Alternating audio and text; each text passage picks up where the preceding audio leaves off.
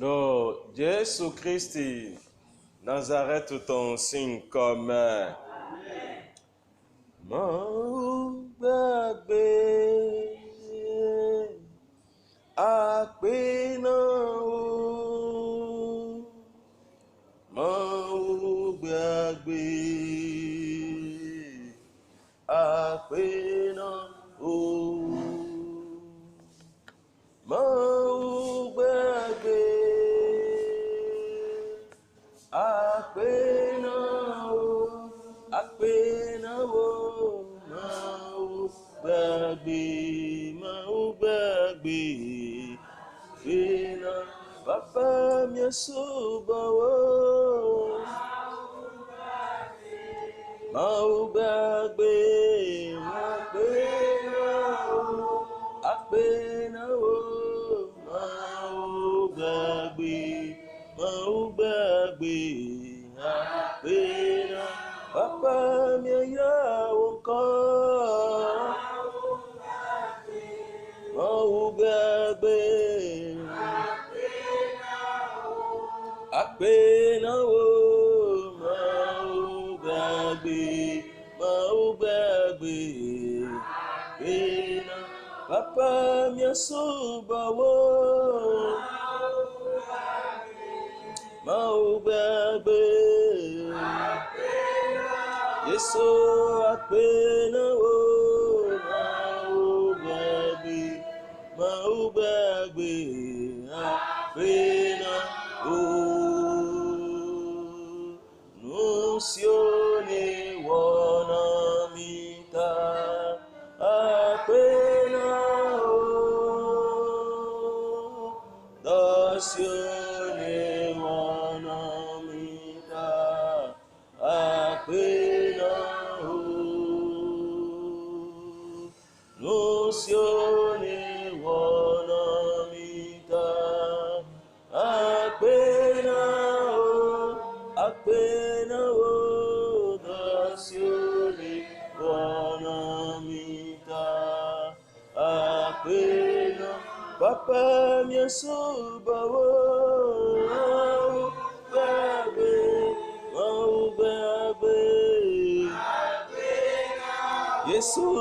apena o, mau bagbe, apena, papa mi ya wonko, mau bagbe, apena o, mau bagbe,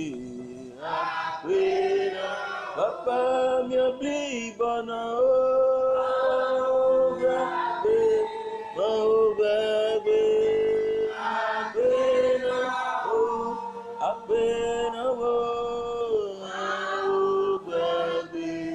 mau bagbe, pena o, nusione wana mita, apena o, dasione wana mita, apena o,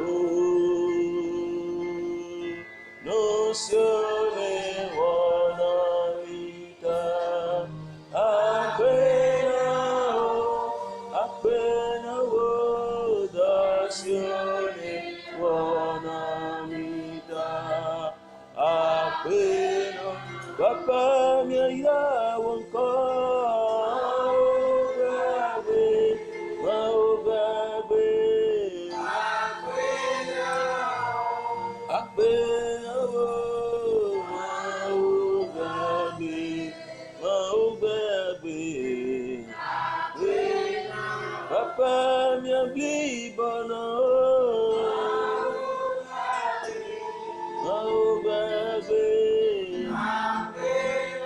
Yesu apena o, mau bagbe,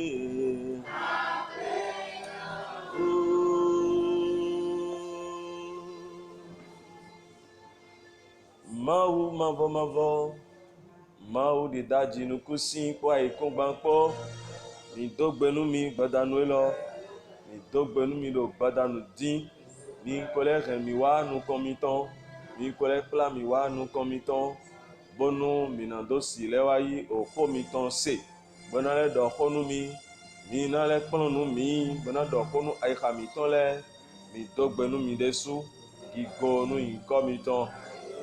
Biɔdɔ kanjɔ mitɔn ni dzado gbɛzã mitɔn lɛ mɛ wòle wònu ɖokpoɖokpo mitɔn lɛ ɖo mi de lɛ mi dze xe mi debu ɖa yia wòanyi mitɔn mɛ wɛ mi de si ewɛ zɔn bɔn mi ahlẽ mi gã bɔ abiɔ mi ɖɔ mi ni bo se tonunu mi akunɔ mi do gbenu mi de su gbadanu lɔ mi sɔ wɛ mitɔn lɛ sɔ kɛ mi mɛ ɖokpoɖokpo si agɔdzidze afɔ de gbɔ lɛ nu ɖɔ yi do lɛ nu li dzagɔ lɛ mi sɔ kɛ mɛ ɖokpoɖokpo. Nu kanjɔmitɔn ni le o nu mɛ ɖokpoɖokpo nu yemi mɛ ni ya azɔ gbada nudibo awɔ azɔ ɖo gblagblã mitɔn mɛ yemi mɛ ni wa ɖɔ xɔnu ayixa lɛ yemi mɛ ni wa tún kanu ayixa lɛ yemi mɛ ni awɔ azɔ ɖo tete mitɔn koglɔtɔn eyi atsɛtɔn ni dzidzã yi do gblagblã mitɔn mɛ akunɔ mi na yi gbɛtɔ de mɛ mi na yi gbɛtɔ de nyɔkpɔnue mi na yi gbɛtɔ dzɔ gbɛtɔ de amɔ xɔmenu hunwe yɔ ewɛ mina nyi ewɛ zɔn bɔ mi ɖo kpoto ekɔn wa wɛ wɔwɛ ka ɖo mi hɛn wa wɛ mi do gbenu mi ɖe su gbadanu lɔ nuyɔyɔ ye mi na blo diɔ mi lɛ ablo ɖo gbɛzã mitɔ lɛ mɛ mi wa wa nuyɔyɔ lɛ ɖo gbɛzã mitɔ lɛ mɛ ɖo sɛkoto mɛ wutu mi ɖo kpikple wɛ sɛkoto mɛ wutu mi ɖo wiwa wɛ sɛkoto mɛ wutu mi ɖo ase koto bena xɔ ɖɛ akunɔ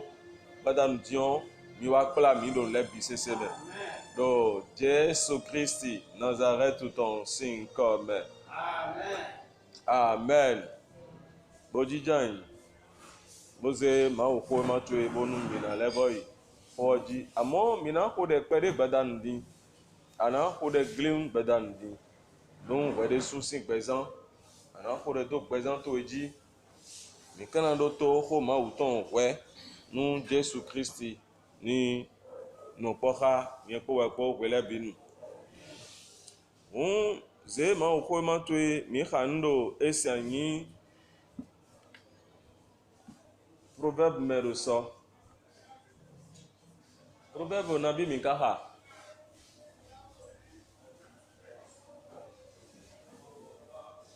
proverbe nabi mi ha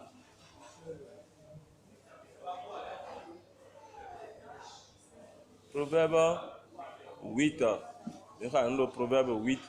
verset 13 proverbe 8 verset 13 ewe me mi khande proverbe 8 verset 13 oro di do edo khasilisi ma uton sisi donu ma wo ewe yin wa gbenu nu nyanya sisi donu ma wo wa gbenu nu nyanya we malekha we fo do pobonu mini levose ma khado fongbe mi ton me edo sisi donu ma wo mabo weyin wa gbenu nu nyanya ngbe wanu jima kplongbe dido ngbe wanu goyi ngbe wanu alanu wiwa ngbe wanu adigban dido nunele de khadin zan de din ro ko me bo mi se dion nu nyanya kedewe eyin bo mi se khodeji so bo mi monu kunu ja bo mi ze ponde o eyin ko me sinsin ton titengbe do komesion egbe yo edo nu wawe do ma wo bi gege sin gbezan me komesion do nu duwe do gbezan wo buobu me komesin do nu waede bo awovi yo eno vivini nu gbeto edo kristian yiwe beto yin kodeto ma wuton bodo emi do ma usenwe ele joede do nu komesinsin xomesion no wan xe eno ze gbeta ejure yo do xomesin wutu xomesion no sise bon nu de mana blo wa eno blo gbeta de mana ze ya eno ze xo mana do wa eno do bon edo nu ren gblewe do yise no gege sin gbezan me Ogbomo ise no mon koton le o ye do tameni pon e debu nu gbezan ye ton an sole ye do ko ma wo ton se we sole ye fon ye no se ayi kha ye ton e u e ko kade ayi kha ye ton e do nu gbezan ye ton eyin nu bo eno yin li pon nu ye o bonu gbezan ye ton no yin pon nu ye nu bonu bobo se ko to me do eno de o eyin ni pon nu ye nu bonu bo enano jijan bonano kan bio ede nino me do en ka de din yo po me sin ka de din yo po do ka de din yo beta eze en ka de din yo e ka je khe ma wa e ka yan ma o sinu ku me a e ka yin nu e pagbe nu gbigbo we a nu gbigbo we ka ro ye me o ne gbigbo we na chi we ne ni mo do je me de ne no do ko me sin we le o bo ko me sin ton no do ye si bo no ze gola bono le dum wa khamewe abi afode le dewe ay khade le zanwe o ni modo me jiride bigbo wiwe o ni kun si wa do tin bodo jire bigbo we do ye me o mi su do mo gbere a bigbo we do ye me a do me me bigbo we de nugbo e si ro ko me sin we ay hon gbe a ni ndo ko de se si ma ogon bo Jesus Christ do mi na do yo povusa yi kha nugbo me on nu yopovu sen ha do gbeto me koko le si o ndi do yopovu sin nu wo wa we na no wa e yopovu le dian e ya viro fi dian e ko le bo bi e de me koko bo ko le won ya nu e ro jijo we nu e jo wa ye ko le won ya na mo me ko le o ye no blogbo mo e we so mo Jesus Christ do jirede ye do na do yopovu sin ayi ha me do yopovu sen ha e ton we yin se ko to me sisi donu ma wo de sure sukari do firo jere de sisi donu emi oweyin wan gbenu nu yanyan wan gbenu nu ma sogbe wan gbenu nu e ma wo ko gbe o ko me sinu zon lo bo gbe to gege no ze gbeta nu ma wo bono le jo ma wo do ro gbeta o me mono jo gbeta mono ko nken do ko me sisi eton ero nu wa po epo e mi ko se ko supo do ko me sisi on ji so gbadanu nle gbon lo ji kle npo we sisi donu ma wo jima plon gbe dido ma wo do ngbe wan nu jima plon gbe dido we fo nu de khale ke gege ne edo sisi donu ma wo we yin wan gbenu nu yanyan ngbe wan nu jima plon gbe dido hallelujah hallelujah ngbe wan nu jima plon gbe dido o mi ko le bo se din bo we fo edo ko donu yen po e ngbe wan nu goyi oje kan do ne le bi sise wa nu de le bi o goyi oje nu to wa nu goyi ro beto me o nu de na jodo pere a ena te jodo egbe o so asan to gbe o e ko le bo be nínú mẹ́tọ́ ló kókó ọkọ̀lẹ́bọ̀ jàǹsọ̀ wájú kókó ló yẹ mẹ́ ejodo egbe dìyàn sàn tó gbé kólẹ́bẹ́ àyè wọ́n gbé tán kólẹ́bẹ́ bọ̀ gbọ̀nmọ́ nẹ́wẹ̀ mẹ́mọ́ nkọ́tọ́ kanabíọ́ sẹ́kótó mẹ́gbọ̀n ló sẹ́kótó mẹ́wútú ẹ̀mí ló wà rẹ́ sí mọ́dọ̀ wà á dòun débò wútú nẹ àbí mi ló wà á dòun débò wútú wa nùgbó ẹ̀ wúdónú délẹ̀ débọ̀ mi ló wúdónú yé tán bọ̀ mi ló bẹ̀sùn ẹ̀ délẹ̀ ọ̀máwòrán blónú mi jẹ́wẹ̀ lódò mi ní bíọ́ bónú mi náà mi nínú mẹ́dé mi kádùn adó bẹ́ẹ̀ nánú bíọ́ ẹ̀wẹ̀ súnbọ̀ kó ọ́nù ló kó dọ́nù mi wẹ́ dó nínú mẹ́dàgbé dídó jí nínú mẹ́dàgbé dídó lẹ̀ yé nà dó nínú mẹ́dàgbé ní máa wò múná ló sẹ̀ máa wọ̀ náà bọ̀kọ́ mẹ́ nánú kò máa wọ̀ nínú mẹ́dàgbé ọ́ ẹ̀yìn nù de èsàn ẹ̀gbẹ́ bó jẹ́ sọ̀bà ìjò tó bẹ́lẹ̀ bọ́ bẹ́ẹ̀ nínú mẹ́yàn àdéhùn wa nínú mẹ́dàgbé ọ́ ìbẹ́ zinzan trólótróló ọ́ yeno wuli bono zan bono do de me tegbere eyin yeno blo egbe bo so eno le boton si me eno le jodo bo ninu me koko eno le beri do e o njo ko me sin do bo ko me sin on jodo nka jodo nje gbe fifa doji nje awajije doji bomblo na san ton pon e ko asan ne gbe asan ton pon do ndo gu do nde ton bo ma ko do apon akoje di do meji do mere wande nu mi pon kula je ko mesinjin kula je wudo zon me neji goyi we kanu blene le bi sese de mi se bon so ewe indo wede sunu atun ni no me de da sito yo wede su atun ni no me le yo asi da siche ana chite dewu nujo nton fie Jesus Christ do bro jere me na be sakoto mele gan na do ki olene ana chite dewu na do a ino me le yo we si du ndo yen me a asi du do jiche ya asi plan yen tegbetegbe ya ana ho de glin boni no me ni na bu do gbetu ebiwe ena gosin gbezan to me biwe gandi do sinwe amo me de zegwe yo we no zon we no do enele me de zegwe je no zon we no sino blo e ma do me de zegwe ya e sino blo a nu ero goye bo me su gagla me de su ton biblo do mesio e no sino blo gbere a azan ton cho we no yin eni ma ka imo nu gbezan mi ton le o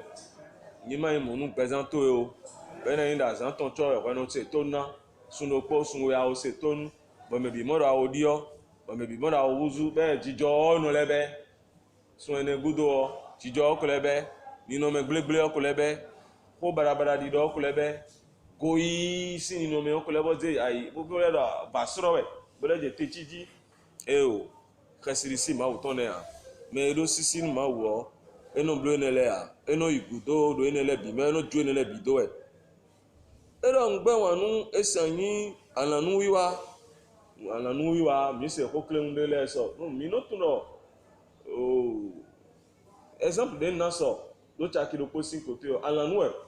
mi no mon mi de no mon ku de nele udo mo mi no be sino me ze jivi bo soro me bo so me abi me dopo me abi me mi no do alanu e yin ni o be no do amodo ma wo gan nu e alanu do ma wo gan ye o do ma wo no kha kwa wu de do pe vi me a mi mo ko je wa ma wo no kha wa wu de do pe vi de do ma wo gan a bondo me jere adoni no me mo nko ton bono wa no mo nko ton alanu wa ko de do ma wo gan do ma wo ye gan alanu wa de amo mi gbetole me fio mi na do ene kun ko yinde o ene kun ko wa nde o mo mi na do ene kun ko wa nde mi le su beto me ko le mi na do jere ne kun ka ko yinde gbogbo ro grave de di o mo mi na do lo e caro grave dessus ero grave na tempon c'est dehors de ndo autant de Christ a bien entendu donc il touche les na tempon bon nous premier dimanche de Jawe abi deuxième dimanche mina ho do fio mina ho bon me bina ya o mo bona mon we yodo quand tonton mina mo deuxième dimanche ou premier dimanche mina pondo wele me ma o na wa soton no de da site dion eko gratter ba eroki ko yo eno wa no so gandia na lesebo iba kan ki to en ko ni re dai na lesebo iba bo mina pon ye un do don we ni o me bina pon bo nu e lodo kan tutun mina mo ewe nko timen mi do jiriri kan tutun ekunyin eyan yeyan si mereji bo yeyan be wo zumbori do bo ton si me o me kan tutun ko ne a eni aparo popo kan tutun ton e amo nu do mejire me o ko ma wo ton ma tun kan ni nu gbo ton ba bi o bo nu ma wo ko gbe o e de su gbe a nu ma wo ko do ni blo e de su blo a be no blo mo no blo nu ma wo ko do aba san ton cho we no blo na o me ni ko mo kan tutun véritable a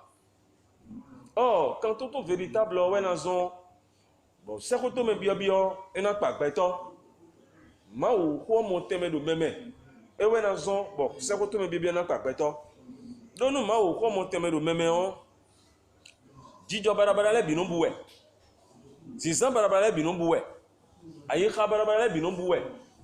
goyi eno buwe nyiwe soleo eno buwe nyiwe no so teme eno buwe eno busin gbeto mewe nu Jesu Christ do jere de mesu po we mi yilo bo me pede mi amo ko gbe no dan no intameni pon yen po we po do we ndo jere de ina yilo mesu po bo me pede je ka amo ina no intameni pon yen po we po tam do nu enele de mi mo ze khande na e we na ze gbeto jai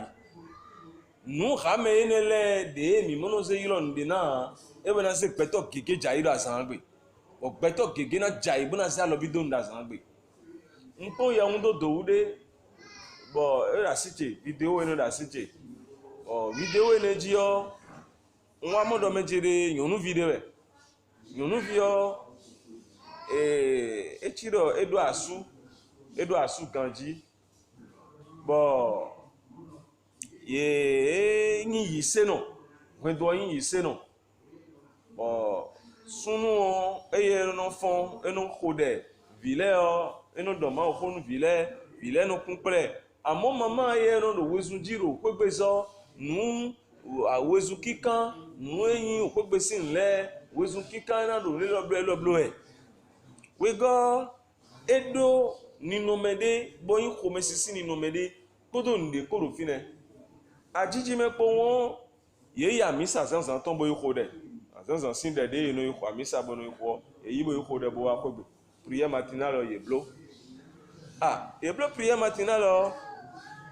zan de do kese bla me kpɔ pɛndi yɔ viwe lɛ sun vi do kpɔ nyɔnu vi do kpɔ viwe lɛ yebu papa bu mama do tele bodo ye kpɔn wɛlɛ kpɔn vi lɛ bu ko papa kpɔ gbɛ yɛ tsi ayi bɔn mama da vi gbe ɛmi tunu mama dɔ wa eɖɔ nye me de eɖo di dɔ dzi de ŋkɔ arrange nye de sabi ŋkɔ blo nye de do wɔ bɔn ŋkɔ blo nye de do wɔ de vraiment de je me suis mal arrangé fɔn gbe de français gbe de doa nɛ eɖo emi blo mi de do yin do emi kun blo mi de do ganji o Jesu Kristu babo nu enyi nu emi mɔnɔ sɔ xa nde na ene lɛ ana kpɔ do ni nɔ mi tɔn lɛ mɛ na sisan mi tɔn lɛ mɛ enyi xɛsirisi ŋdo ma wo emi do wa. Ninome de le de bo ninome ne le do nu de mi mo considérer ale bo inu klenklen de le bo mi no considérer a bo e kon do gbezan mi to mo bi no do ipe po bo mi no gbelen bo jo pipe do parce que ninome ni o do mesio asibio se ko to me don a do abio me don nu ya o bible a o bi o me mi me we yin da isi me na do je o bi ko yin me mi me da yo a o bi o me mi me we yin da i to bo abe go yi ai awo bi o me mi me we yin da i to abe to titiri ai pere je be un nu o pe video we be un bo e lo je me de ni Ange Michel do no nu mo ko to sino to me fia ba kwa ton bo yin ton kodo me do buti ton le bio ale pipe ibi ton anyway zon be do wenu mi de din ton ina ta be to le bia ina ta ayi kha ina gbeje kon ne kha ti ayi kha est-ce que nous et mino di do me nu le ayi kha po de me do ayi kha de me azan ya gbe yo nu ko me yo ayi kha na no manifester jenwe ayi kha ka manifester na no mo ro wejiro me yo jenwe you comprend when you know so gbeto supo na ti ayi gbeto gege na ti ayi do lembo jo pipe ko ro fine ya yo po fu se kha ko ro fine ya go yi yo ro fine bo eko adoto go alléluia go yi ro fine bo adoko ko sin ya go yi ro fine bo nu eyin yanlando e mo no so yi lo nbi na enele bio e ro fine bodo nu du khawe be do nu kon yiwe azan fo gbe yo eno le manifester echi awi de feton to ko e se feton to ko be no san pon e ja se po kon e de feton chanle mo do ko peto no blogon ogbeto kono tun do bo mi do wa gbon ya mi ni mo nu kun je o sisi do nu ma wo nu do medeme on nu wa lo enele sun do wa nu ado khesirisi ma uton wa lo enele o esun do wa do yopo vusa yi khao ekoro mesine mina ponde o David tonso David mi mo eko samini un bena do akhosun bo Samuel ko samini fo un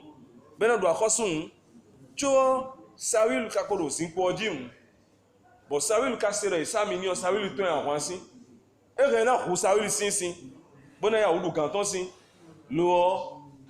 compagnie ton melo gudonu David le yibado yiwe wa mo Samuel damno sin le mo Samuel damno yiro ya bo ku ya zonu pobu David do menjire me samina ma uton aji bo akuntona na ko yan ina lo mi le ton me aji o David okunlendo na ya wi asin koji ya David okunlendo na ya wi du gan do ma ko so e gan utu obe o samini okunlendo wa ele huwe ku ede mi kuro mere na huwe o tu o ma o ka o gbe Samuel yan Alléluia. Et wa se divir si ton bo si avoton. Bo jeso gaboze aboze khle. Bodo Saül, akoso Saül, bo sisi ko elevo doni. Akoso Saül pon abotu edie nu na wu na o wu hoho be domonu Saül. Saül leje blebleji bo je blebleji. David do eho nja wa nu yan ni o na hu memo huna chi kon mi ya. Mi dele we egbe o, mi dele we egbe o. Mi na do ni no meni o de a. Do ayi ka gbeto ton ebada erizi ebuludin eno ni eno le bojo pipe ya. Lo ma wo vini yo pobu sin no me video de Jesus Christ de suwe do sin to me on e je gbeto na do ko chobo enele na bude e ka do sisi ma wo e do ke sisi ma wo ton no enele so si blowa. Amen. Amen. No enele so si blowa. Edo sisi do nu ma wo weyin wọn gbẹnu nu yanyan ngbẹ wọn nu jimakun gbedido ngbẹ wọn nu goyi ngbẹ wọn nu alanu wiwa ngbẹ wọn nu adingbanlido gbẹtọ gege do yi se mẹ bọdọ adingbanlido má dọ nugbọnu mi eyin xɔmẹsiọn eyin dokpo pro eyin nu ta ŋdokpo bodo nu ẹ gbẹtọ yi sinu si gbẹzame wegọ adingban edo yi sinu si gbẹzame egbe do me do me blewe o adingban do ẹ de me bible ka da si towe o bo nino me ne da si towe o pek si di ba ya ejuro ohun nu esi ade o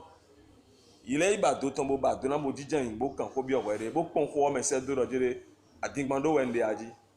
asi fitia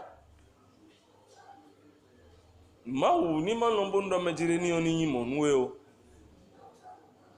wuzu nugbo ewe sisi do nu mawu no de khle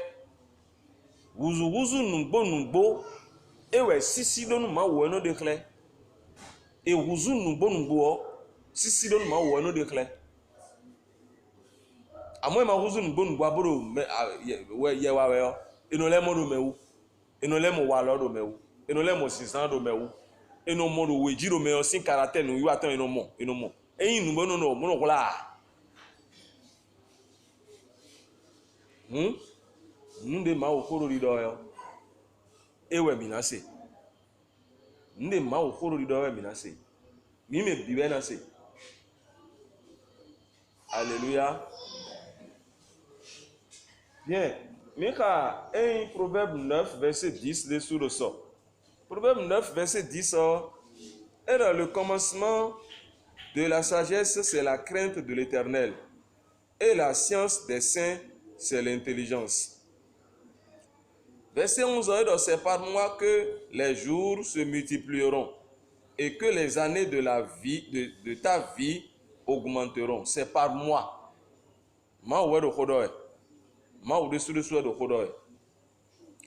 Et donc, verset 12, si tu es sage pour toi. Si tu es moqueur, tu emporteras seul la peine. Alléluia. Et si tu es sage pour toi. Et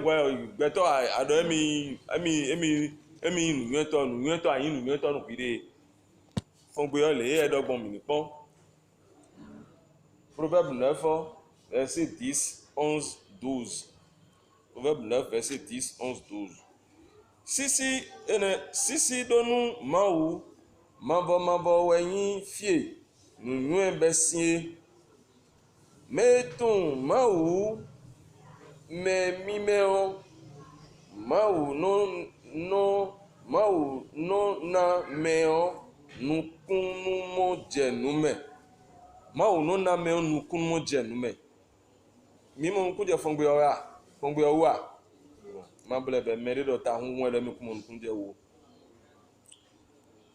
Elo sisi donu mawu mavo wenyi fie nunue besie. Me tu mawu mimeo Mawu mimeo. Mawu nona meo nukumo jenume. Me tu mawu mimeo. Mawu none nukumo jenume. Alléluia. Ne kana si utu mawu gbon bo mawu na do ana nukumo jenume mego. Ne na si utu mawu gbon.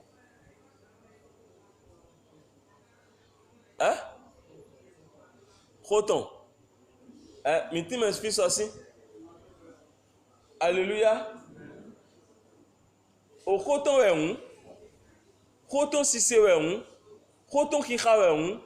Podo de ki ko po un. Bo enele bi sese yo. Ena wana we jodo me usi. Bo ma wo na de declare si no ele ma wo yin gbon ma wo no wa no na de declare si. Mo we un. No amanu yin wa nu ko ma wo ton amasi gan se bo rene. Me gege no sese e mo no rene. Ni no ren ìràndó sísì máa wò tán bọ̀ wá lọ ìtọ́ náà di ọsí ìnísàn mìíràn nù kíkà wà mẹ́ afọwọ́dọ̀ pọ́gọ́ ẹ̀dọ̀ dó nye nùnyẹ́ ọ nyẹ́wẹ́ náà dó àzàn jínúwè nye nùnyẹ́ ọ nyẹ́wẹ́ náà dó àzàn jínúwè náà dó pè jínúwè afọwọ́wé gọ́dọ̀ àyọ̀nùí ọ ànàyọ̀nùí nù wídé hallelujah mayọ̀nùí nù wídé gbèrè o mayọ̀nùí lò máa ó sínú kan o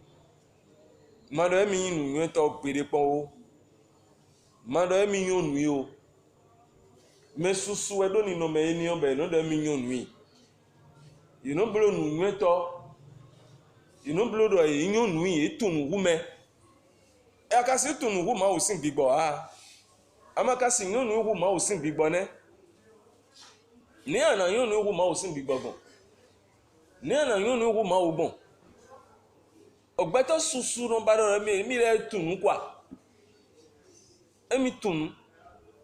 amodo ma o ko kijikiji yun aye gbeto susu ma o ni ro ko do mi me bi aye era yonu yo ayonu nu wire wesi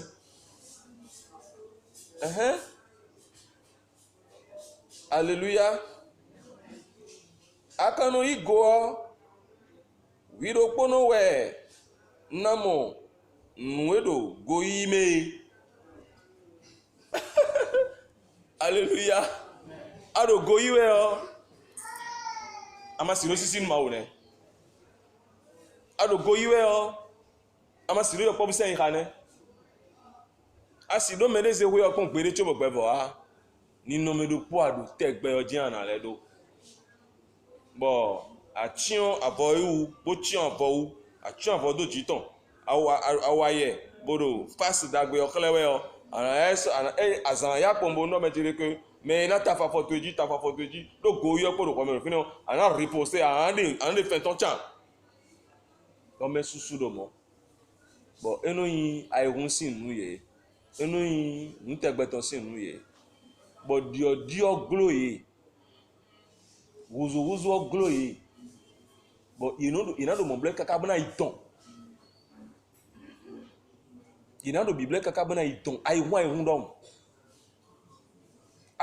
dom bana iton do nu gbeto e ma bi ede me bo yi donu ma o sin ho ese nu ma o horo di do we ya fita ekwe ìrànlọ́ bíbélì di àìwọ́n ìhun dọ́mù gbọ́nà ìdàn pẹ̀lú pọ́pọ̀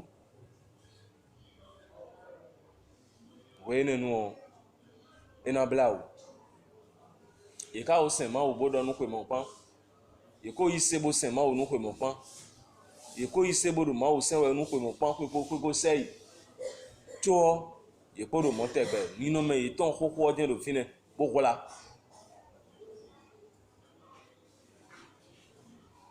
Ne edo sisi ma wo eno zede zekwe eno sunsun ede eno yinu nweto a eno yinu tunto a eno yigo a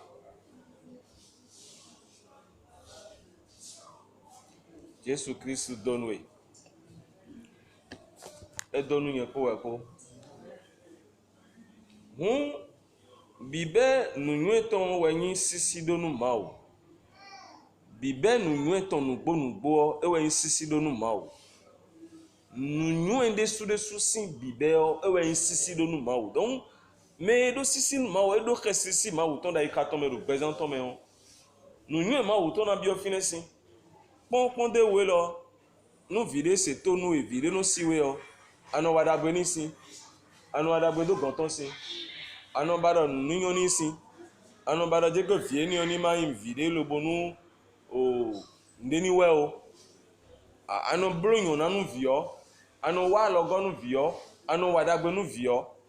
Mo we mau de o. Me do sisi mau o.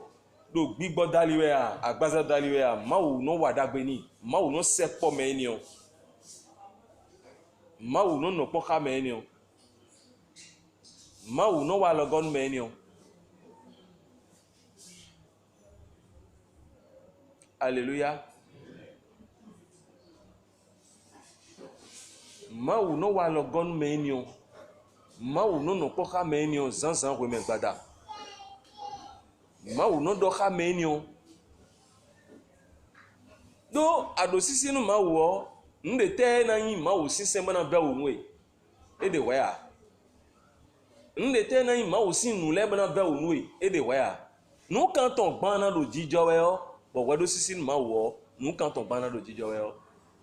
ana de kle te gbedo mejere no emi le kun so do ni no me ni o ni bo eni o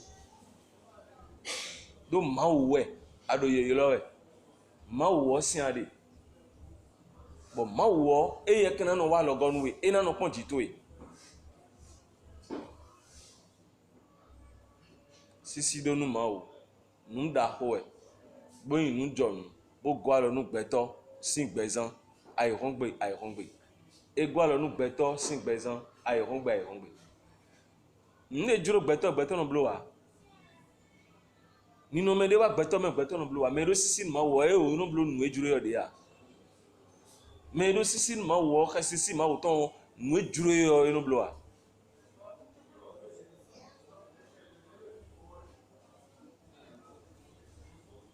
dagbede tewe sisi do nu ma wo ko no ren wa we fo e lo e mi na khadion eyin proverbe do po me je mi de bodo nu kon yo e Proverbe chapitre 10 emejemi de bro no kon yo o ntewe ma o kono abro nu me nu gboro nu gbo me ero sisiru ma o nu gbo ale de tewe no to sime nyona de tewe no to sime ngo kle hotogbo keunde ewe indo dagbede le de bo ma o no bro nu gbeto bo no soutenir gbeto jenwe ma o no soutenir gbeto mon ko ton jenwe. Alléluia. Alléluia. Sisi donu mau ale de te deme nyona de te deme nde tewe deme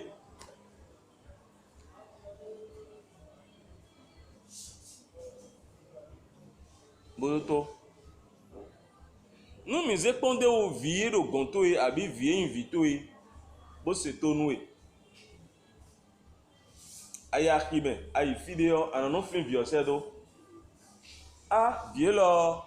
awelo de mo na honey a afọpa lo de mo na honey ni ma won ji o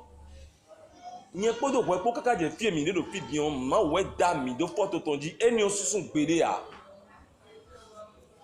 jijo ma wo ton de letin bo mi do bibe me amo wenu ewe wo wa jije yin bo mi wuwe o jijo ene le de letin bo mi perdre do edo Dieu créa l'homme à son image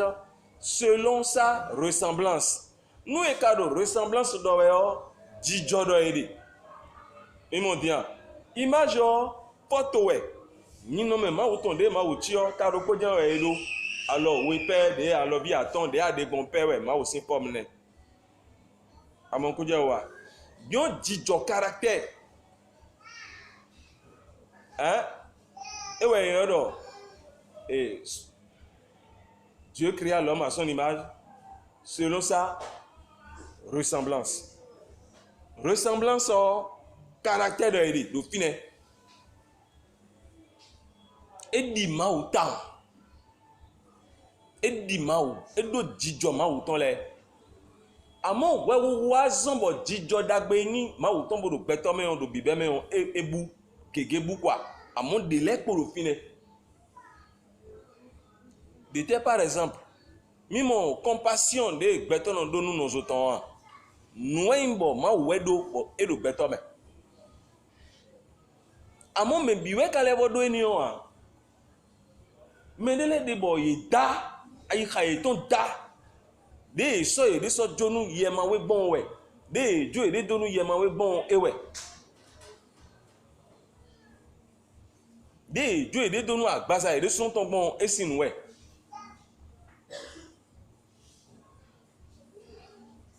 Alléluia jijo de lede bo ima uton bo poro mi me bo do mi si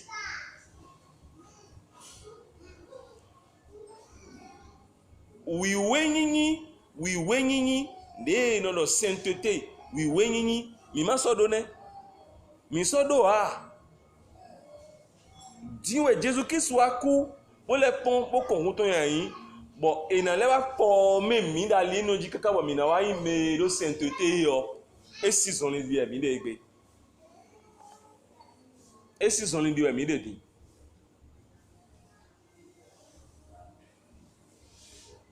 Amen.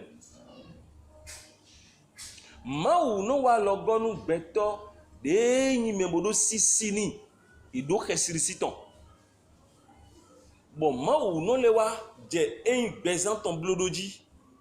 Eno wa logoni do nu ton leme, wudon ton leme, adavonu ayi khaton eyin ayi khakpon vode.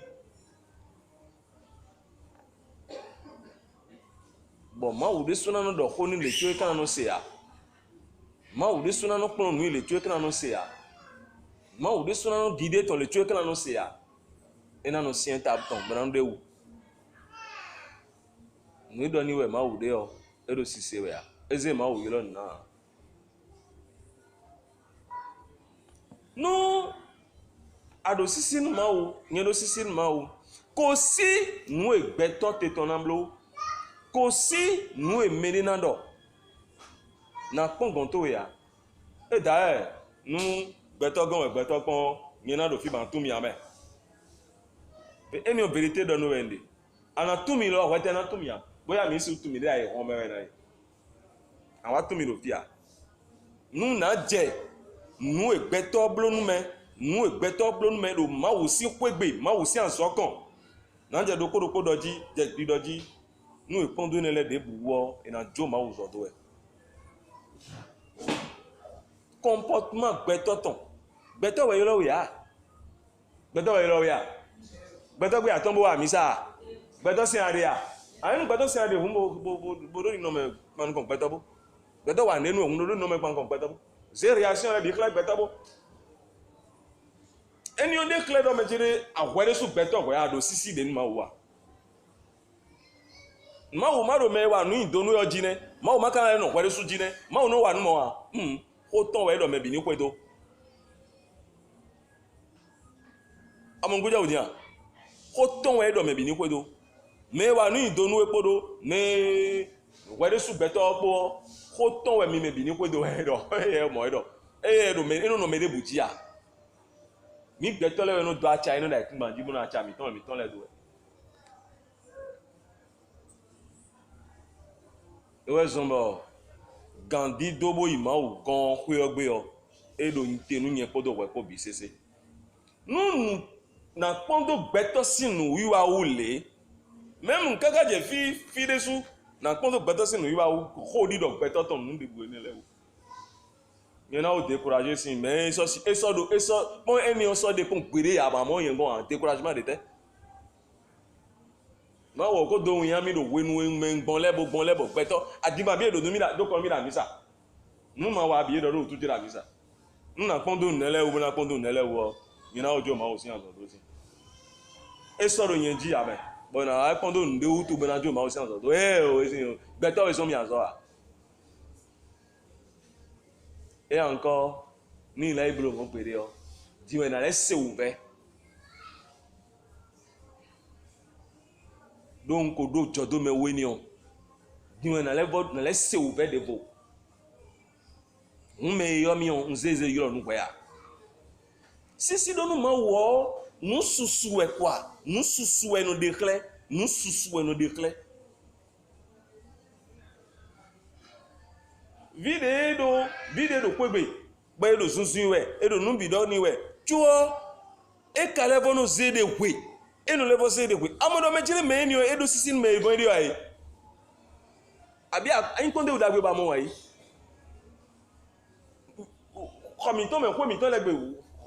Komito gbe ma ten viro mi kon abo mi no mo mele vole se do ai. Vide edo nu bi wa me edo kwebe zo wa me edo nu bi bleme. Ye ka ro ri de we, edo nu bi bloka we. Chuo e caro do iwe e fono ito viene on e bonvo viene wa ide e bonvo nundele de terre à terre ba do bible khawe o anano pondo nu terre à terre ne de terre à terre nu tewe po ho Jesus Christ do de mi te do ko me fi mi ko do bi po a o Jesus Christ do yo pobu me do yo pobu se khawe ne se ko to men ko ni o se o kwire su se mo vlon kana bo ipon nu egbeto te tona wa nu e mede na wa nu e bo ara e fon ku o ipon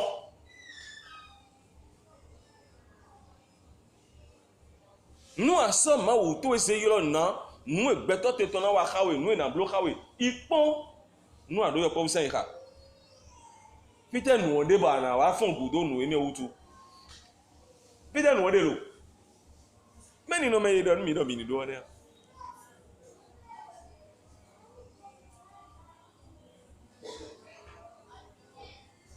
Alléluia.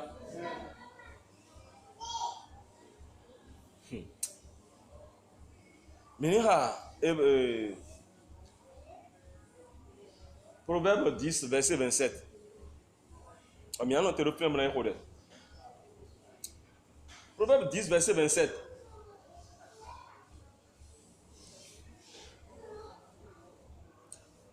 Alors, pensez bien alors. La crainte de l'Éternel augmente les jours, mais les années des méchants sont abrégées.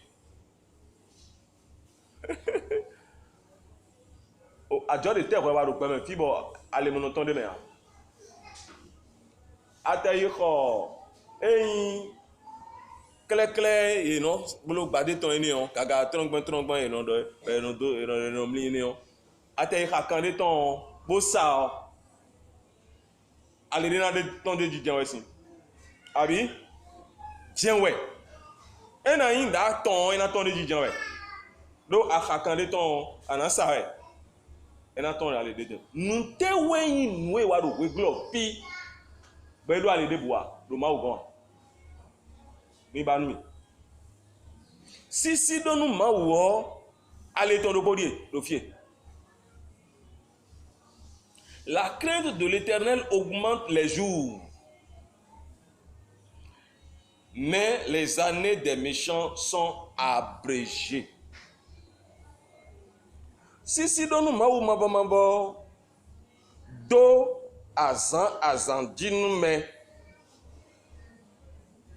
me di dale kano wenku abi mo we me di dale no wenku den ka verse lo mi tun de lion nli fun gbe de mi gbetele no doro gbe me fi o do mi no do de me no wadagbele ne gbombo yi kono ya oku ba won aji de me fi ton ne mi dele ton do gbe me fi ne amodo mawo gon edo mo mawo sinho de edo die do mawo gon edo mo gbe o me fio me mamo body menu su menu kumede kendo me khome sisin ede akpo me de o ton do khome nu me yeno babonu no so meton de oni do nu kon yiwe a edu gbe me fi we ede gbe me mi tete fi we ni ele bide Banamodo rendeleme kwelebe en tout cas bon file bitien. Anamo bo me no wadagbe abi me do pe alon bodo famille on se daga we o ajiji me pon e na be asone pon e akuvam. Me dagbe besi. Eh. Lo me ni ye tun Jésus we a. E ma tun Jésus ne. E ma tun Jésus lile we tun Jésus bon ne. E ye ma do Jésus Christ ne. Mi tempo mi monukun je nu o me ganji. Me ni on de do renu me on de do pami me on de yin konton to yo de yin me de bambo ino wa ndagbe dagbe boy tuno me lo ino kun alo ino wa ndagbe dagbe le boy ino kun alo ba wa siro e ku bam eyin yi se no ya. Alléluia. Ayi hin ho mene do de nka versi o mburu tameli deji o nu e wa ntakache me jenu kon ne no ah me le kono wa dagbe si tí ó bọ̀ wọ́n amọ̀nukún jẹ́ ọ̀dọ̀ mẹ́rin wà dágbé dògbé ọmọ ẹlẹ́yìn kúlò Jésù mẹ́rin ló Jésù ọwọ́ ẹ̀dọ̀gbẹ́ ẹ̀wẹ́dọ̀ kọ̀lẹ̀gán ẹ̀wẹ́dọ̀ protection máa wù tán àbí ẹ̀wẹ́dọ̀ alọ̀tíọ̀n méjì máa wù tán sí mẹ́rin ló Jésù Kristi ọwọ́ ẹ̀dọ̀ gbìyàn mẹ́rin ló Jésù Kristi lóbodó sí sínú máa wù wọ́ máa wù ló ní àzángà gbẹ̀gà sísí lónú máa wù dé édó ọ bónú sọ máa wù yí lọ́nù náà bunu so mawo sinu le yilo na bunu ze mawo si senton yilo na bunu ze mawo si azo yilo na edo sisi ma me be sina mawo tonu kon se an nu de blo mi no ni like gbanjo bi mo e mawo no mi mo le cheke we no mo mi me bi we no mo cheke décision de mi no so da yi khami to me on bet yen tu décision we ton yen si tu to ya we so si tu nche ya àmọ́ décision betazize de we ko zero ay khatone on bi go ma o ton e mo e ka lo ji to ya e ka lo yin lo ji anu yen désapprécier no blade yo ma wo e na gbogbo mi an e ro mi me de buji a mi ni ko do ko ton ji we ye de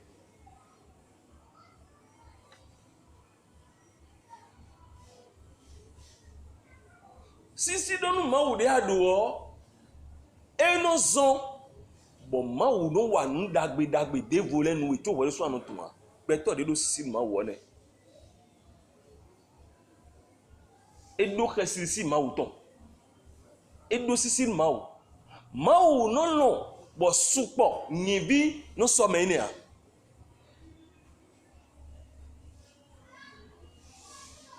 azanga gbega ewe ma wo no ne bono le blonu ton le do bono wa logoni eno wa logoni we no do problem de do we ma wo no wa logoni we no do tagbade me ma wo no wa logoni ma wo no wa logoni soit ma wo si zegbeto do potite bo meni ona no do he sisi don ma wo nu de me on dagbe de me on allez dédé me on et support assez bien si donu maou mabo non do azan dinu me alléluia me di dale kano wenku bam me di dale e me dale yeme ayi khaye ton chi kana dom yeme ayi khaye ton gede ayi khaye ton goyi okoko de me ken goyi ton do fine nous ven me si ken do fine me ro me dida mi de mi no khado mo me wa anunde mi no yo me dida mi de le no yo me dida me ne le do me dida amo ma wo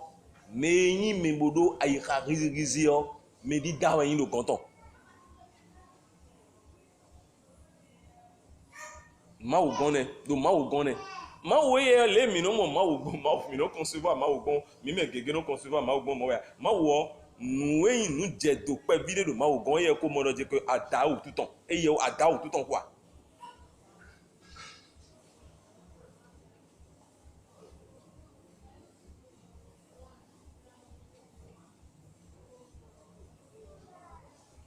alléluia Alléluia.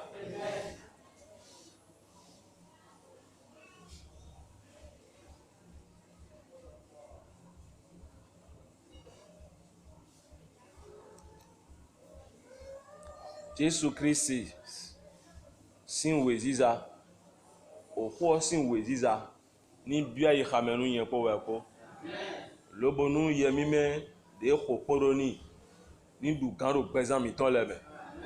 bonu mi ni mɔnukunu dze nue lɔ ese mi de yɔwo sisi ɖo nu mawu ne eɖo sisi nu mawu nu da xo wɛ eɖo dɔkun da xo wɛ eɖo mawu nɔnɔ zɔ do mee ne kpɛvi de ya mawu nɔnɔ zɔ de kpɛvi de ya azanga gbɛga ewɛ eɖo mawu no gɔ alɔ ni mawu no gba hɔn ni ayihɔngbe mawu nɔnɔ kpɔxɛ ɖo nutɔ le bi mɛ mawu no dzo do kpɛvi de ya no yi gudoa ete ɖo wòvɛ siɛsiɛ de zrɛwɛ yɔ mawu no do gbɔ ni mawu no nɔ kpɔxɛ ɖo esi mawu eze mawu yɔlɔ nuna ɖo fi de bu de yɔ wɛ mɛ eɖo kpetɔgbe eɖo axi mɛ eɖo azɔtɔ mɛ eɖo sisi mawu tɔn ɖo ede mɛ mɛlɛ bina so klɔb bena ɖo adzodze wɛ mɛlɛ bina so klɔb bena ɖo eyin adigban ɖo wɛ mɛlɛ bina so klɔb bena ɖo eyin nuhizi wɛ eye kana tɔn si yɛ mɛ tsa ɖaa ɖo edzona blo ene wa eɖo xɛsisi mawu tɔn nɛ kristian dɔ mi de eɖo sisi nu mawu nɛ kpodo nuwe mu kpo nukutse kpo dzɔdomewu de nu lɛ ɖoɖo ali lɔ lɛ nuwo kpo do mawu si ƒegbe diɔ mi wa mawu si ƒegbe ko si nu mɔ ŋkɔtɔn de bɔ gbɛtɔ ena blo ena dɔ bɔna dzagɔ igudo ha ɖo gbɛtɔ zɔn ti mia amɔnuku dze gɛmɛ gandia me ɖo sisi nu mawu le no hɛ mawu sisɛ tɔn gbɔn nɛ le no hɛ mawu si azɔ tɔn gbɔn nɛ kosi ni akpɔn do gbɛtɔ tetɔn wɔ nu gbɛtɔ lɛ wɛ zɔn ya zɔ ana reagi kpanta ye par rapport nu nue na wa nue yɔ ama do yɛ kpɔ bisɛn ka bodo boze mawu yɔlɔ nina nugbo ekpɛ wɛde su goyi yɔ ana dzodo go goyi yɔ ɛnɔ zɔn bɔ ɛnɔ do reaction de lɛ ana dzodo bi sese do mawu kpɔ wɛ gbɛ do anima yi go.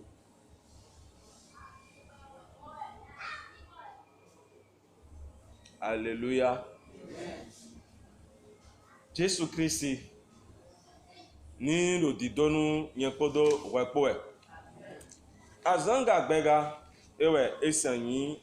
sisi donu mawo eno rewanu beto tam. Ana yi we fo elobo nu mawo fon mi so mina iji. Proverbe 14 verset 27. Proverbe 14, verset 27. Bon, mina laisse, nous, si donne ma ou non dossier nous fions.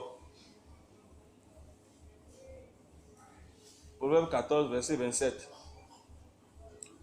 Et donc, la crainte de l'Éternel est une source de vie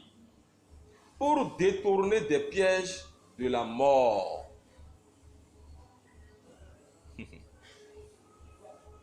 Asia. Sisi donu mawu mabɔ gbɛdzɔ tɛ wɛ enyi eno zɔn bɔ eno dze kusi mɔmɛa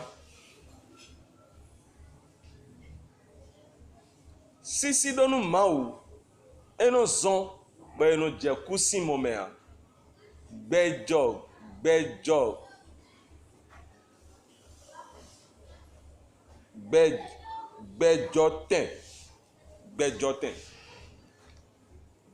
tɛ ewɛ ana edze kusi mɔmɛ nɛ ana edze ku de tɛsi mɔmɛ ana eje ndị tasi mome wede so adonwuze do wideji adonwuze do wideji ado sisin mawo ase mawo yilon na bodo nwuze do wideji but nwe mawo ni form yin so ba se kimeton ganji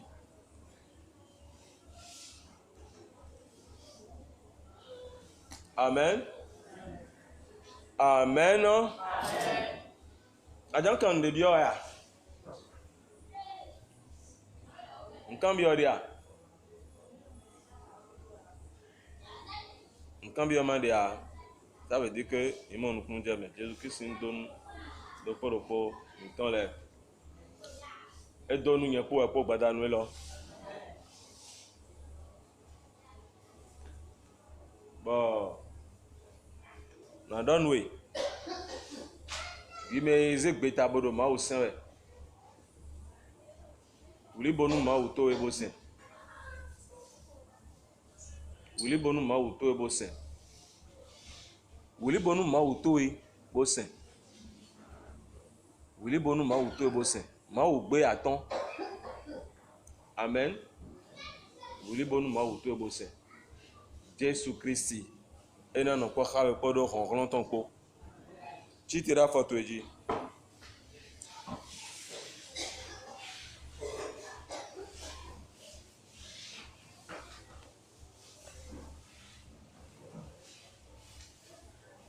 ma o gbàgbé àpènà o ma o gbàgbé àpènà o ma o gbàgbé àpènà o àpènà o ma o gbàgbé àpè papa mi asoba o ma o gbàgbé àpènà o gbàgbé ma o gbàgbé papa mi ira wonko ma o gbàgbé àpènà o ma o gbàgbé papa mi ando dede ma o gbàgbé àpènà o gbàgbé ma o gbàgbé àpènà o nosione onamita àpènà o nosione onamita àpènà o nosione onamita àpènà o nosione onamita àpènà papa mi ira wonko gbàgbé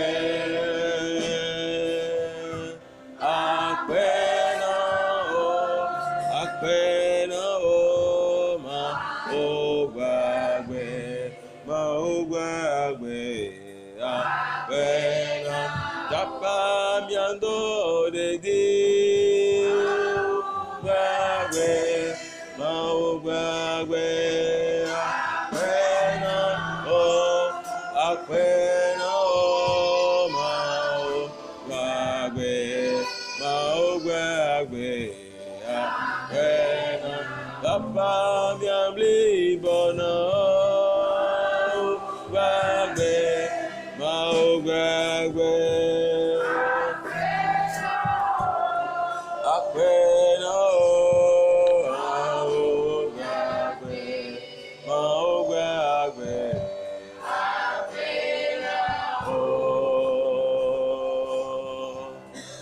sione wanamita akwena o sione wanamita akwena o sione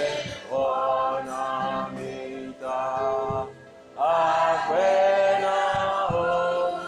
akwena o da sione wanamita akwena Baba miaira wonko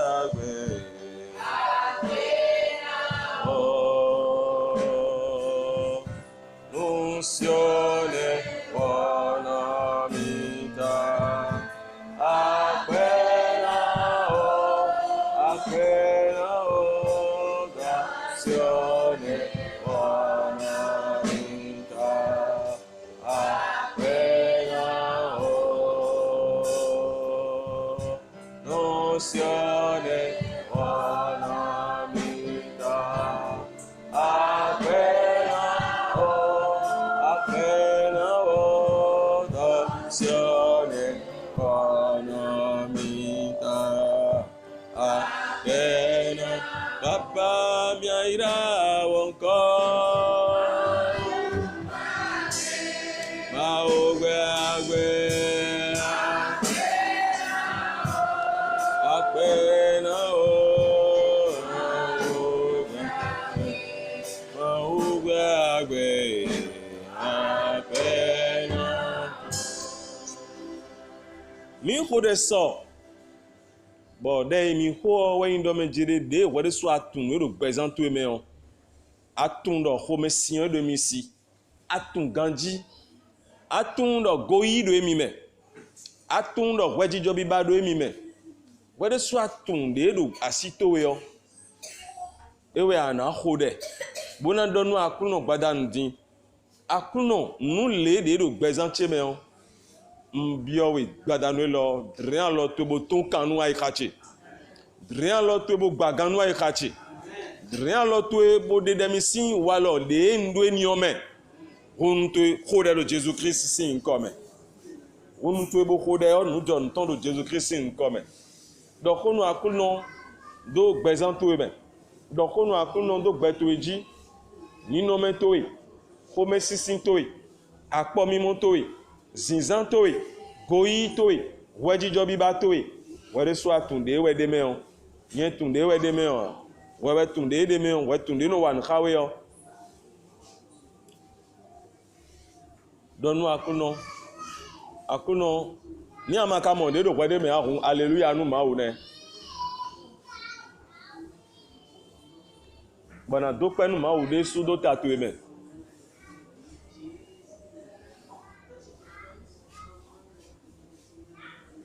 Dokhonu akuno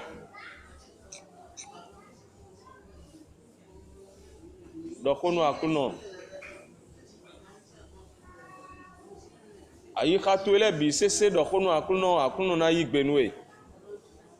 ayi khatuele bi sese dokhonu akuno na yigbenue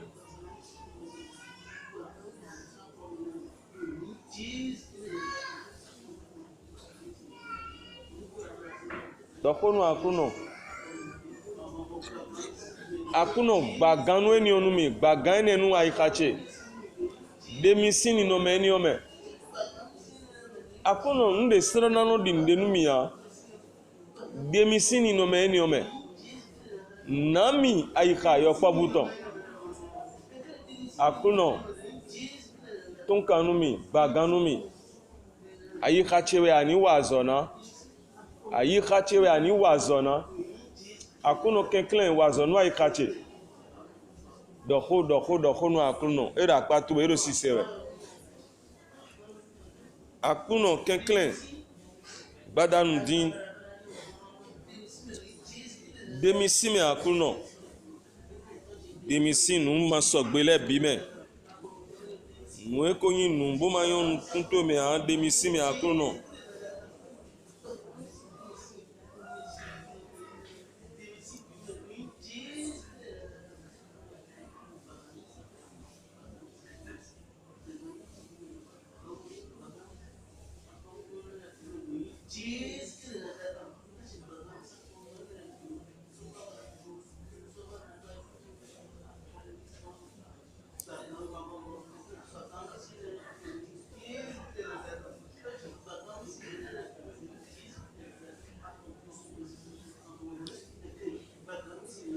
akuno tun kanu mi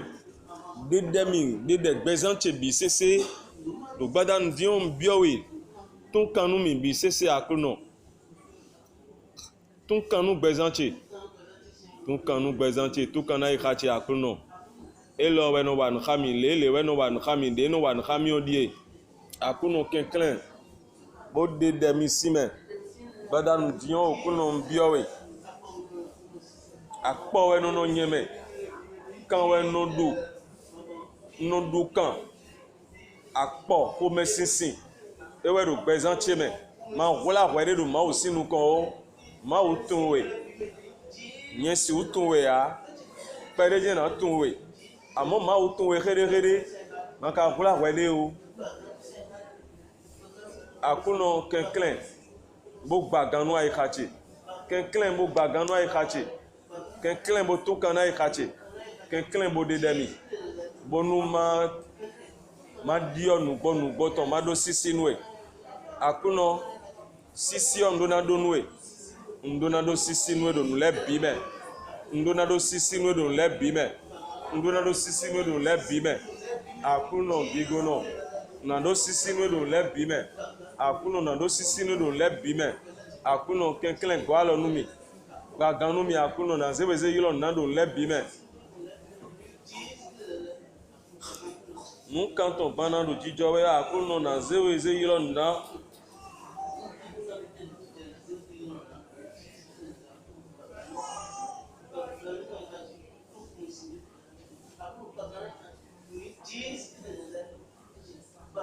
bodo kono akuno pe ubo na wazo eni onu presento we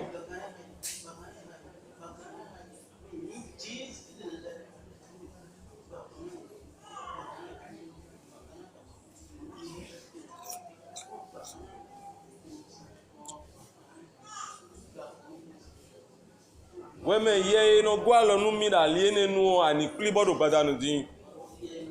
pore do mo weme ye barabada de na gwalo nu ye da pa eni kwe na yikachi da pa eni kwe yo azotu eni gbelesin gbezanche me azotu eni gbelesin yeme azotu eni gbelesin gbezanche me pore do Jesus Christ Nazareth ton sin come pore bodo mo nu akuno nu gbowe ye de bono gwalo nu me yedele de bono no pokame yedele de bono muno name ay khabarabara dele yedele de muno name ni le barabara dele ye ne le science so bi ni blessing present cheme do khono akuno khode bodo khono akuno ye barabara ene le bi science ni ble azo iton le bi ni gbele tito iton le bi ni gbele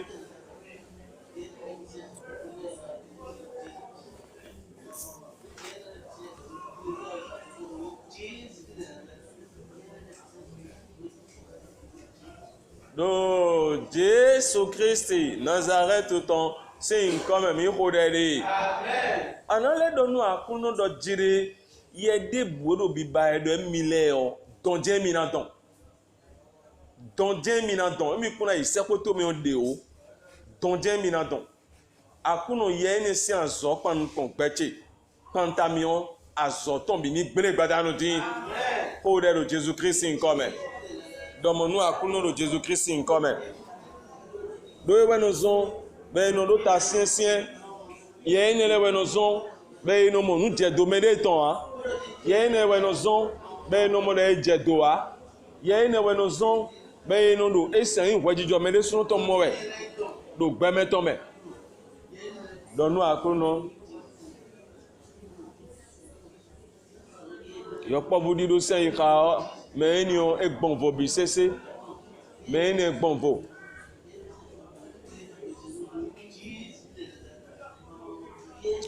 ma wa khosuma do podo nous éviter les dans l'autre mais do pas dans nous eye dans l'autre mais ye do ko do we nu ado sisi we akuno wa lo gonu ai khale wa lo gonu ai khale gba ganu ai khai wa kho mele gba ganu ai khai wa kho mele gba ganu ai de wa kho mele gba ganu me do po do Jésus Christ Nazareth ton signe comme ayi kha lobo yan yi kha eyan yi kha si fluton ayi kha un yanton ayi kha yan yi kha bonu blede akunu to tun kana yi kha eni o akunu tun kana yi kha eni o etun do medire mi no wa ye menu etun do medire mi no si khome etun do medire mi no mo apo etun do medire no venu mi ayi kha mon toto okunu de tun ede do mo do meme bo manduna de gba kanu ayi kha eni o okunu do yi Jesus Christ Nazareth to me akuno gbaganu ai khaino badanti akuno ton kana ai khaino badanti do Jesus Christ Nazareth ton sin comme ton kana ai khaino badanti do mina senwe kaka bo pena di bo mina chai do numa di ndewa akuno gbaganu ai khale okuno bigbo we gbaganu ai khale Saint Esprit gbaganu ai khale bo ton kana ai khale do yin Jesus Christ Nazareth ton me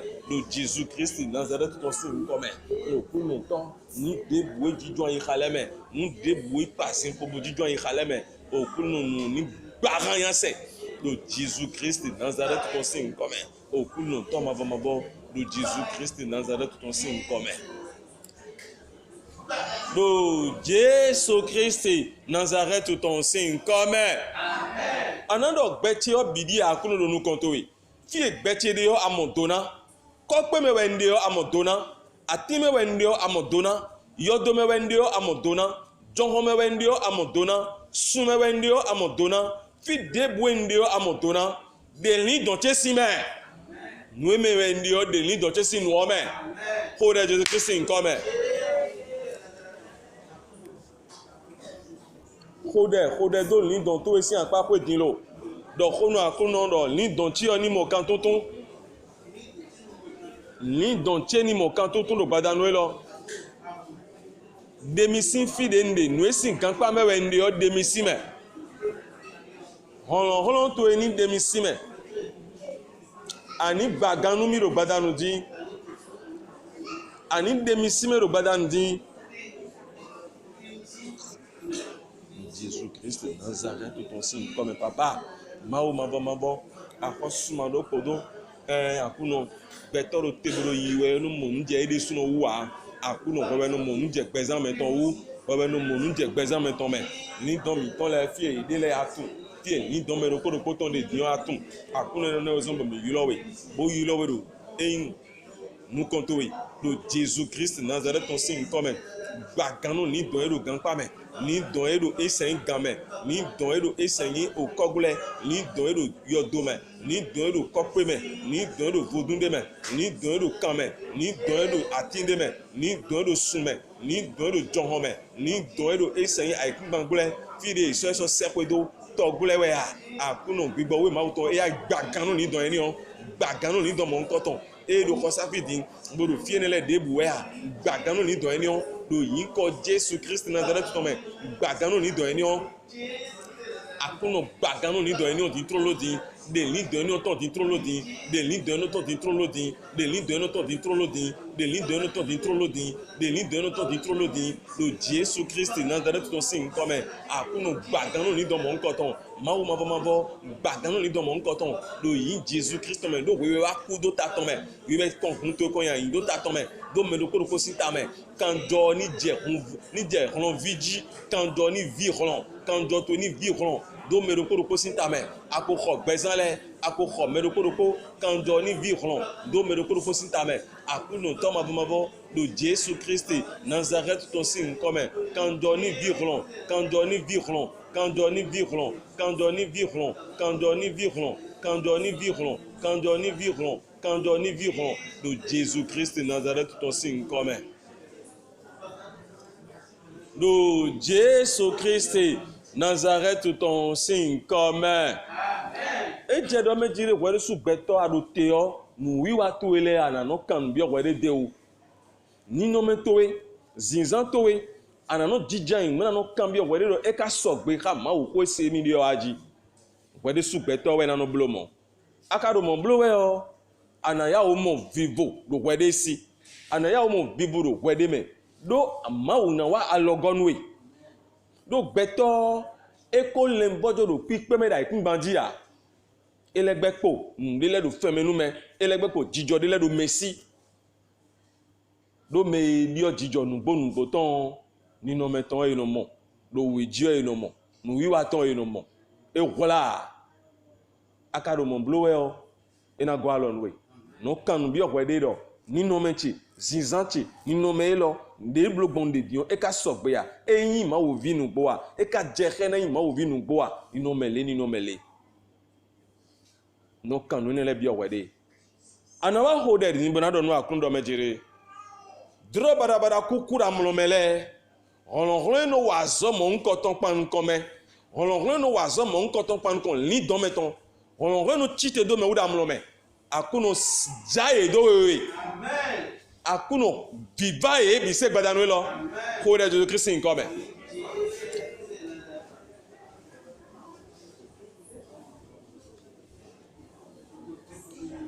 olonro no hodro barabara me ye no hodro barabara me ye no hodro me bo e no iton do tome bono do zaliwe e no iton do tome e no iton do zungbo me we damlo dowe e no iton do nunde me we damlo dowe e no imo mele bo e no do hodo khamewe damlo me ah olonro no wazo enele do gbadanu din akuno biba e yeme jakoka ni donche yeme jakoka gbiboche yeme jakoka gbazache lobono wan kami bono no da no domno kudro nyanya no da no domno kudro barabara gbigbo enele akuno viva e ye mon kotole akuno biba e kugro enele dro barabara kusi kugro le baye bi han no yida gbemeto na mlomele kugro no yida gbemeto na mlomele ache no yida gbemeto na mlomele ache no zegbeze meto sekwele ache no zolo boy mono montanu mede ale ache nele akuno biba yero badanu di akuno gba iran yero badanu di akuno wen yedo wewe akuno tafo yejiro badanu di ma je pobo damlo ma mla yin bo damlo ma jijan yin bo damlo amlongaro sisawe won alo chite dimoko de ye yin ye lobono wanu kamera mlome amlo dido si wenu bono talo meji mesi sin yele akuno zoto ni jeyeji ajaba ni jaye yeme no yida gbe metonle yeme no renu blenu me yeme no ndo kan chicha ko mepo yeme no do ndudo meme we akuno viva e gbadanu lo kanjo to ni wuzu ja ajaba bo jaye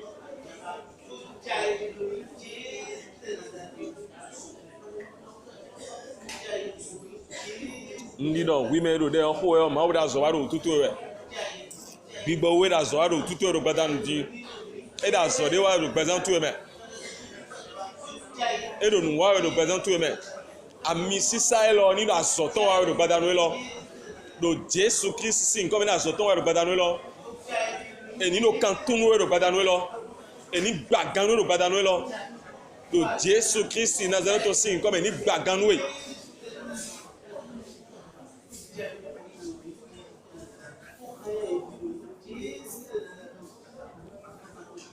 do Jésus Christ Nazareth ton signe comme mi khode eni ori amen mo we ni ninu gbedan to wi amen eni tie do gbedan to jiro mo amen do ko do mi gbedan di do yin ko Jésus Christ ton me akuno Jésus Christ wewe kudo tachi me wewe khokpeche wewe konhun to yan yin Nyewutu e hoe. Nyewutu e tandando no kuntu eme. Nyewutu e zebabo doe. Me dakpa ututoe. E wa ko gunje da lo tu eme. E wa ko gunje da fotu eme. E so gan wan jaja toe. E ze ngba kun pedo tanwe. Do nyewutu e. Nyewe yin wakuto. Bonko bu aka nyi wanu mi bo a ho gbechi bo yi gbechi si nyilando si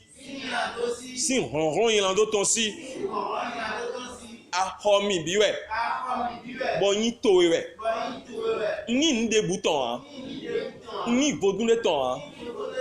ni atinde ton ni johonde ton amo yemi meto we yin ene wuturo gbadanu ti han fi debu ni don chere gbaganu ni don che kanjo to ni vi hono ni chite mo vi hono ni gbaganu mi don me wende ya toglo wende ya godunde mende ya o kokpede me isomi dudoa akuno yemi me to ni teli don che ton lo Jésus Christ sin comme nde gbenu we ni don che ton sin fi ade ne o gangpa de mi ade o ton sin gangpa amen lo gbadanu din to merende ton sin to me lo Jésus Christ sin comme gbadanu din ton home wende atime wende kame wende ene bi ni wule mi yon yemi me sin zoni jeji